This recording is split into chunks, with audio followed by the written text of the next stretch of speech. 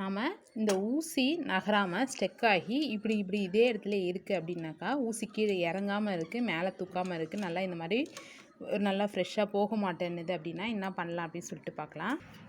ஊசி வந்து நகர்ந்து இந்த மாதிரி கீழே மேலே போகாமல் ஒரே இடத்துல இதே மாதிரியே இருக்குது அப்படின்னாக்கா, ஃபஸ்ட்டு இந்த ஊசியை நீங்கள் ரிமூவ் பண்ணிவிடுங்க. ரிமூவ் பண்ணிவிட்டு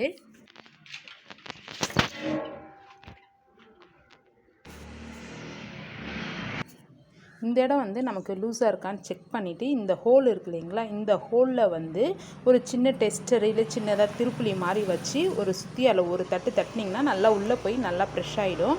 உள்ளே போய் நல்லா ப்ரெஷ் ஆனதுக்கப்புறமா நீங்கள் சுற்றுனீங்கனாக்கா உங்களுக்கு ஊசி நல்லா ஃப்ரீயாகவே எப்பயும் போல் உங்களுக்கு தையல் வரும். நல்லா ஊசி நல்லா மூவ் ஆகலை, அடியில் மேலே கீழே போய் வரனா மட்டும்தான் இந்த இடத்துல நீங்கள் வைக்கணும். இந்த பாருங்கள், இது கொஞ்சம் லூஸாக இருக்கும், வச்சு இந்த இடத்துல ஒரு டைட் பண்ணணும். நல்லா ஒரு டெஸ்டர் மாதிரி வச்சு சுற்றியால்